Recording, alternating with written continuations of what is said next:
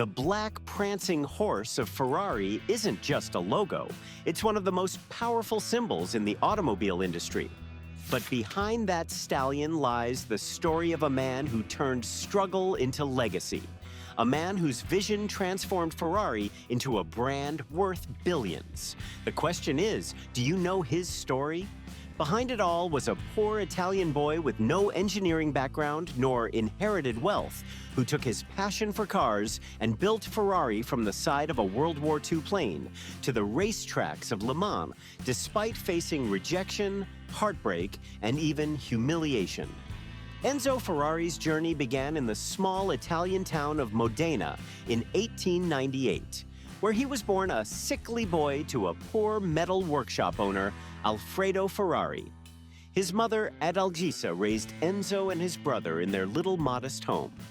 Visiting Alfredo's metal shop with his older brother Dino helped spark Enzo's earliest interests in machines and locomotives. He would then birth his dream of putting his name on some of the world's fastest cars when his father took him to see a race in the city of Bologna. At the race, Enzo stood at the edge of the track and watched as roaring cars thundered past in clouds of dust. The speed, the danger, and the spectacle drew him to what he would later dedicate the rest of his life to. It was love at first sight between young Enzo and fast cars. Right there and then, he made a promise to himself to not only be a part of motor racing, but one day conquer the sport. But as life would have it, tragedy struck in the Ferrari family when Enzo lost both his brother and his father during a devastating flu epidemic in 1916. As a result, teenage Enzo was forced to drop out of school and take odd jobs to support his family.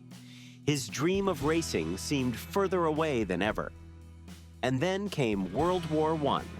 With Italy joining the Allied powers in the war, Enzo joined the army, but his service was cut short as pneumonia left him weak and unfit for duty. But for Enzo, it was just another obstacle, and he never lost hope. After the war, he desperately searched for a way into the world of automobiles. That's when he applied for a job at Italy's biggest car manufacturer, Fiat, but was rejected because they thought he was too inexperienced. For a while, the rejection stung Enzo deeply. In the end, it proved to be a good thing as it poured even more gas on the fire inside him to make it, despite all the odds stacked against him. Instead of giving up, Enzo found work as a test driver for a small company called Costruzioni Meccaniche Nazionali, or CMN. The job at CMN was by no means a dream job, but it was enough to get Enzo's foot in the door, and he'd use it as a stepping stone to future greatness. Enzo Ferrari's hard work and dedication wasn't going to go unrewarded for much longer as he entered his first real race during the 1919 Parma Poggio di Berceto Hill climb. Although Enzo didn't win the race, his performance caught a lot of attention, and in 1920 he scored his first major success driving for Alfa Romeo, finishing second in one of the toughest races of the era, the Targa Florio. This was the moment Enzo became more than just a mechanic. He had finally achieved his lifelong dream of becoming a race car driver. For the next decade, Enzo built his reputation as a skilled, determined driver as he entered more and more races. But deep inside, Enzo realized something important. While he loved racing, he wasn't destined to be the greatest driver in the world. He figured that his real talent was in leadership, engineering insight, and team building. Enzo Ferrari didn't just want to drive fast cars, he wanted to build them. In 1929, Enzo decided to follow his intuition and founded his very own racing team called Scuderia Ferrari under the banner of Alfa Romeo. At first, Ferrari didn't make its own cars. Scuderia managed and raced Alfa Romeos on behalf of wealthy clients. But Enzo's leadership, organizational skills, and relentless pursuit of perfection would soon turn Scuderia into a powerhouse of its own. By the early 1930s, Scuderia Ferrari was the largest racing team in Italy, fielding dozens of cars and drivers, and winning races like the Mille Miglia, the Targa Florio, and various Grand Prix events across Europe. Enzo became known for his sharp eye for talent, recruiting some of the best drivers of the era and creating a culture of discipline, obsession, excellence, and above all, winning. The culture led to Scuderia becoming the de facto racing arm of Alfa Romeo, attracting top Italian talents and establishing Enzo Ferrari's reputation as a brilliant team organizer and visionary in motorsport. But with success came tension. With every win Enzo and his team managed to achieve, Alfa Romeo wanted more control, and Enzo soon grew frustrated with being under their shadow. The breaking point for Enzo came in 1937, when Alfa Romeo decided to absorb Scuderia Ferrari back into the company. Enzo was sidelined and reduced to a minor role, despite being the brain behind the whole team that brought Alfa Romeo so much glory. For a man as ambitious as Ferrari, this was unbearable, and in 1939, he left Alfa Romeo on horrible terms. As part of his exit from Alfa Romeo, Enzo had to sign a contract that banned him from using the Ferrari name in association with racing or cars for at least 4 years. It was like cutting off his oxygen supply, but Enzo wasn't going to allow a piece of paper to stop him. While he waited out the contract, Enzo founded a new company called Auto Avio Costruzioni and began designing cars under this disguised identity. Soon after, World War II erupted, forcing Enzo's company to become a factory for producing parts for the Italian military. Despite all the bumps on the road, Enzo Ferrari never lost sight of his true goal: building a car that bore his name. By the end of the war in 1945, Italy was devastated, but Enzo saw opportunity in the ruins. In 1947, the very first car officially bearing his name rolled out: the 1.5-liter V12 engine 125S. This was an audacious move for a first attempt, but Enzo believed in the soul of the V12, and it became the heartbeat of Ferrari for decades to come. The car debuted at the Piacenza circuit, where it retired with fuel pump failure, but 2 weeks later, the same car roared back on the tracks and won the Rome Grand Prix. This was the birth of the Ferrari legacy. Enzo didn't want to just make mere machines for races, he wanted to make works of art fused with speed. By the 1950s, Ferrari was dominating international racing, from Formula One to endurance events like the 24 Hours of Le Mans.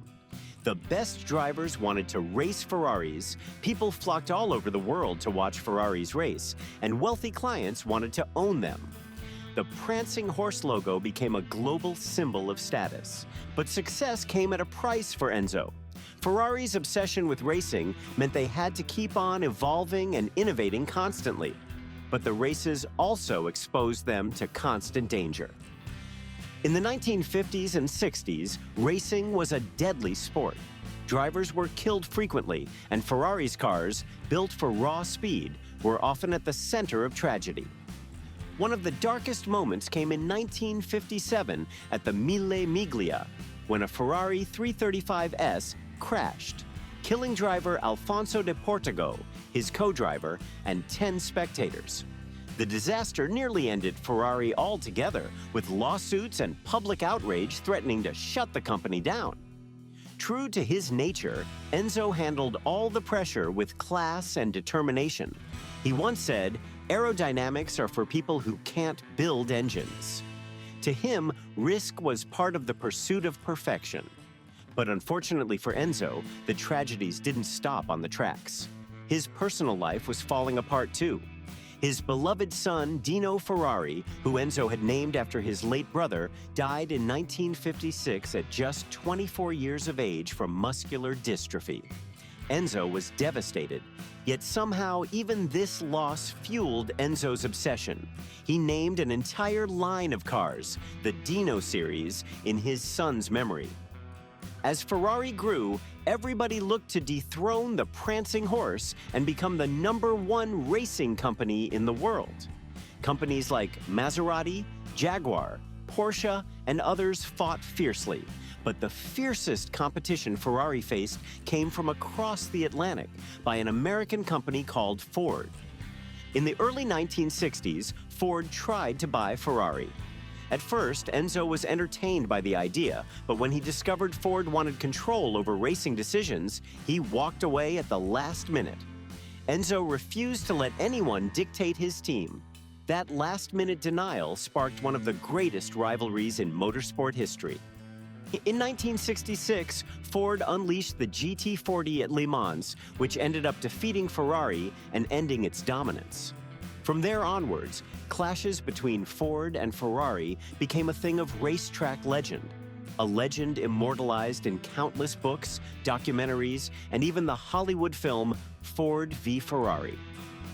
By the 1970s, Ferrari had transformed itself from just a racing dynasty to also a luxury brand. An austere, stubborn figure walking around in his black shades, always pushing the envelope of innovation and looking for the next big thing in the world of automobiles. Enzo Ferrari passed away on August 14, 1988, at the age of 90. Just weeks later, Ferrari unveiled the F40, the last car Enzo personally approved. It was raw, untamed, and brutally fast. A fitting farewell. Today, Ferrari is a multi-billion-dollar empire. Its cars sell for millions. Its racing team battles in Formula One, and its brand symbolizes luxury and power worldwide. But it all started with one poor Italian boy from Modena, daydreaming in his father's workshop of putting his name on the fastest cars in the world. If you enjoyed this video, don't forget to like and subscribe for more.